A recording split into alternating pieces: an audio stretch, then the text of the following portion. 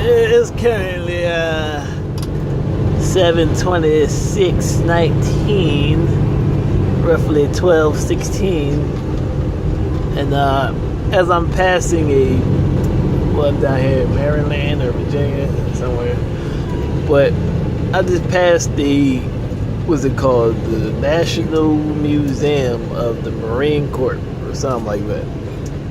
But it dawned on me. I pondered, like I was saying, that's why I was going to. Well, that's why I was closer to join the Marine Corps than I had to put in my mind after shipping so many bodies from the plane to the hearse. And I was pondering, what would I be fighting for?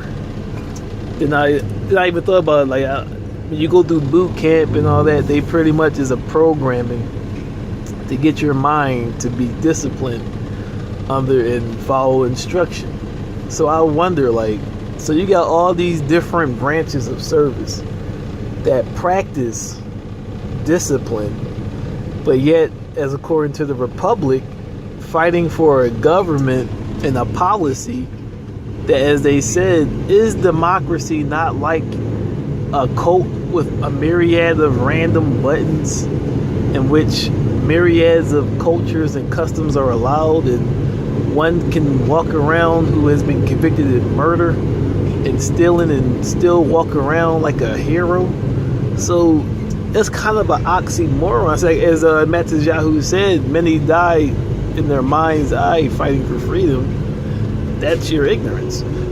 When you examine, I mean, I laugh, but it's funny but ironic. When you examine what you're fighting, see, I said you gotta ask that question. People be all pale, like people be riding around with these American flags. You be like, okay, this is America. It's like somebody riding around Philly or whatever with the Philadelphia Eagles emblem or the 76ers emblem or whatever city you're from with that. Okay, this is predominantly Eagles. It's like, okay, but what are you saying? Like, and then you have, like, that's what I say, like, you have people who got the American flag, but then they'll have like a Army, a Marines, Air Force. But that's like, with the flag you're using or symbolizing is a contradiction to that which you were disciplined or learned in boot camp and through your time served. You're fighting for something that has no foundation. Democracy allows everybody to do what they want when they want. It has no foundation. It doesn't require education. It doesn't require, all it requires you to do, and even that can be bought off with money. That's why I say it's kind of hypocrisy. Even that can be bought off. If you break a crime or whatever, if you break a law, no matter how severe it is, if you got connections and got money, you can walk away free. As I was watching the John about the bull, one of the bulls of Pablo Escobar, he got arrested, and the government made a call and got him out of prison. He had to do 1,000 hours of community service when he was supposed to be in jail for the rest of his life for what? Drug, money, guns, and actual illegal immigration, transportation. He's supposed to have spent the rest of his life in jail, but only had to do 1,000 hours of of community service without one day served in jail. And the call was sent by the government to get him out of doing such. So as somebody, if I'm in, if I served in the service, I would be like, what am I fighting for? See, like I said, that's why when I saw the 9/11 thing happen, I knew for a fact that my goal, my life plan was about to change up, because you knew from the gate you were going to war.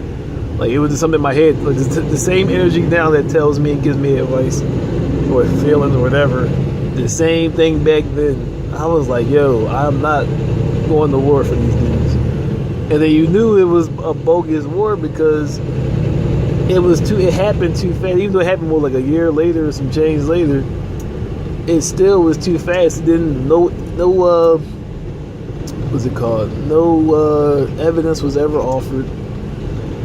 Nothing to show why you should go to war.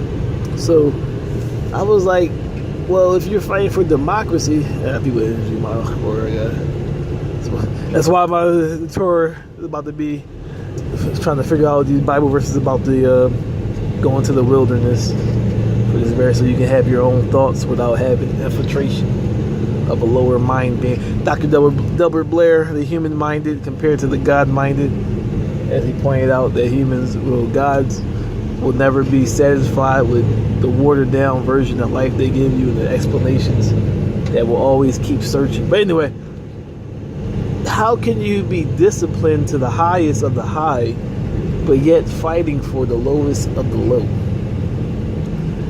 Dark Side of Candor.